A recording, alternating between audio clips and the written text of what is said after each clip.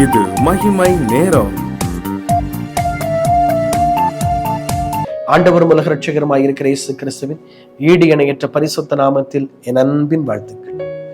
இந்த நாளிலும் கிறிஸ்தவத்தினுடைய மூன்றாவது அடிப்படை சத்தியம், மூன்றாவது அடிப்படை என்ன அப்படின்னா ஃபெய்த், விசுவாசம். ரொம்ப முக்கியம். ஒரு கிறிஸ்தவனுக்கு விசுவாசம் என்பது ரொம்ப ரொம்ப முக்கியம். யார் மேல? ஆண்டவர் மேல, கர்த்தர் மேல அவனுக்கு விசுவாசம் ரொம்ப ரொம்ப முக்கியம். இன்னைக்கு உங்க வாழ்க்கையில ஆண்டவர் மேல, கர்த்தர் மேல விசுவாசம் இருக்கிறதா? கர்த்தரை நீங்கள் நம்பி இருக்கிறீர்களா? நீங்கள் ஆண்டவரை நீங்கள் நம்பி இருக்கிறீர்களா? உங்களுடைய நம்பிக்கையும் உங்களுடைய விசுவாசமும் யார் மேல் இருக்கிறது? கர்த்தர் மேலா? கர்த்தர் மேலையா? அவரை விசுவாசிச்சீங்கன்னா அவர் நடத்துவாருங்க. உங்களை அவர் நடத்துவார். கர்த்தரை விசுவாசிச்சோன்னா கர்த்தர் நடத்துவார். என்ன நிறைய பேர் சொன்னாங்க, என்ன சரிங்க முழு நேர ஊழியமா? அப்படியா? ஃபைனான்ஸுக்கு என்ன செய்வீங்க? குடும்பம் இருக்கே, அதுக்கு தேவைக்கு என்ன செய்வீங்க? குடும்பம் ஒண்ணு இருக்கே, அந்த தேவைக்கு யாரு பாப்பா? நீங்க அந்த ஆர்கனைசேஷன் நிறைய இருக்கே, இதுலயாவது சந்திங்கன்னா தானே உங்களுக்கு அந்த ஃபைனான்ஸ் காரியங்கள்லாம் சந்திக்கப்படும். என் கர்த்தர் என்னை இப்படிதான் வைக்க சொல்லி இருக்கிறார், இப்படிதான் இருக்க சொல்லி இருக்கிறார். என் ஆண்டவர் என் தேவையை சந்திப்பார் அப்படிங்கிற விசுவாச நம்பிக்கை எனக்கு உண்டு. ஏன்னா என்னை அழைத்தவர் அவர், என்னை ஊழியத்திற்கு அழைத்தவர் அவர். இன்னைக்கு அநேகருக்குள்ள ஒரு பெரிய கேள்விக்குறி, நான் நாளைக்கு என்ன செய்வேன்? நாளைக்குரிய காரியத்துக்கு என்ன செய்வேன்? நாளைக்குரிய தேவைகள், நாளைக்குரிய காரியங்களுக்கு என்ன செய்வேன்? இல்ல, கவலைப்படாதீங்க.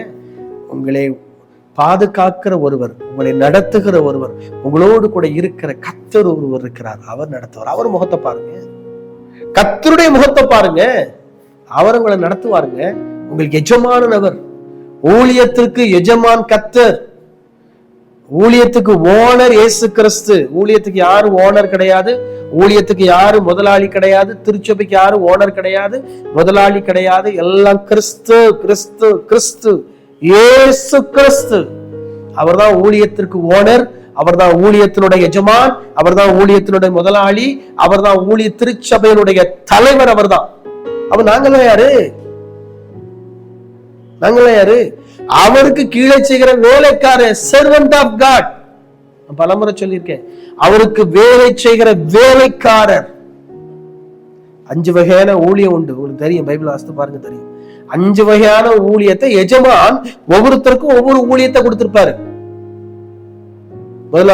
முதலாளி இயேசு கிறிஸ்து முதலாளி. அவர் எல்லாருக்கும் ஒவ்வொருத்தருக்கும் ஒவ்வொரு ஊழியம் கொடுத்திருப்பாரு. நீங்க போதகனாயிருங்க, நீங்க தீர்க்கதரிசியாருங்க, நீங்க சுவிசேஷகனாயிருங்க அப்படின்னு ஒவ்வொரு ஊழியத்தை கொடுத்திருப்பாரு. அந்த ஓனர் என்ன ஊழியம் செய்ய சொல்றாரோ அதைத்தான் செய்யணும். முதலாளிக்கு மீறி ஒருத்தன் செய்தான்னா அதுக்குரிய பின்பலன். விசுவாசம் இல்லாத நபர்கள், தேவனை விசுவாசி, ஆண்டவருடைய பிள்ளைகள், கர்த்தருடைய பிள்ளைகள் அப்படின்னு சொல்றவங்க, ஊழியம் செய்யறவங்கன்னு சொல்றவங்க, சிலர் விசுவாசம் இல்லாமல் என்ன செய்வீங்க, பைனான்ஸுக்கு என்ன செய்வீங்க அப்படின்னு கேட்டாங்கன்னா சொல்லுங்க, இயேசு நடத்துவார்.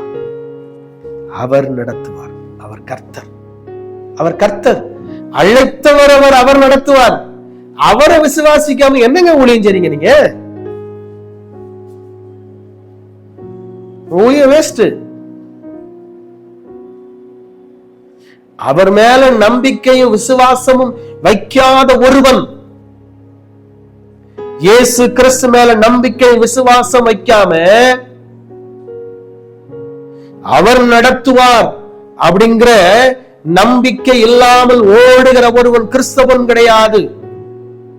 கிறிஸ்தவனே இல்ல. இந்த கிறிஸ்தவத்தின் அடித்தளமே விசுவாசம், ஃபெய்த். யார் மேல? ஆண்டவர் மேல. நிறைய பேர் இந்த விசுவாசத்தை குறிச்சு பேசுவாங்க. கிரியையில இருக்கணும், விசுவாசம் கிரியையில இருக்கணும், கிரியையில இருக்கணும், இல்லன்னு சொல்லல. கிரியையில விசுவாசம் கிரியையில் இருக்க வேண்டும். எப்போது கிரியையில இருக்கணும் இந்த விசுவாசம்? எப்ப கிரியையில இருக்கணும்? தேவனுடைய திட்டத்தின் மையத்திலே ஒருவன் இருந்து செயல்படும் போது அந்த விசுவாசம் ஆட்டோமேட்டிக்கா கிரியை செய்ய ஆரம்பிச்சிடும். தேவனுடைய திட்டத்தின் மையத்துல இல்லாம திட்டத்தின் மையத்தை விட்டு வெளியே ஓடணும். யோனா தெரியும், இப்ப நினிவேக்கு போகிறாரு, திட்டத்தின் மையத்துல இருக்கிறான். நினிவேக்கு போகிறாரு, தர்சீசுக்கு போறான். கடைசி திட்டத்தின் மையத்துல கொண்டு வந்து வச்சாரு.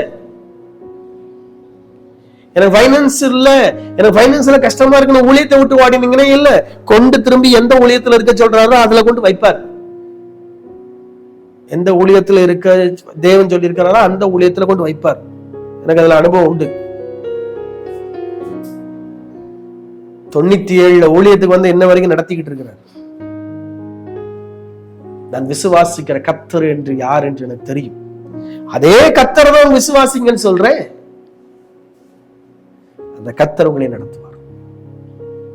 அவர் மேல விசுவாசம் வைங்க. பாருங்க, உங்க வாழ்க்கையில உங்களை உயர்த்துகிறதை, உங்களை ஆசீர்வதிக்கிறதை, என் ஆண்டவருடைய ஆசீர்வாதத்தை பாருங்க. விசுவாசம் வச்சு பாருங்க, உங்களை உயர்த்தி ஆசீர்வதிப்பார். தகப்பனே உமக்கு ஸ்தோத்திரம். உன் மேல விசுவாசம் வைப்பதற்கு, உன் மேல நம்பிக்கை வைப்பதற்கு உதவிச்சு. ஆண்டவரே, விசுவாச குறைச்சல்களை உங்களுடைய வாழ்க்கையை விட்டு எடுத்து போடுவீராக. கர்த்தர் கிரியை செய்யும். மகிமை டிவியை பார்த்து கொண்டு வருவதை ஆசீர்வதி. இந்த நிகழ்ச்சியை நடத்துகிற தேவதாசனை கர்த்தர் ஆசீர்வதி. இந்த ஊழியத்திற்கு உதவி செய்கிற எல்லாரையும் கர்த்தர் ஆசீர்வதி. இயேசு கிறிஸ்துவின் மாறாத நாமத்தில் ஜெபிக்கிறேன் பிதாவே, ஆமென்.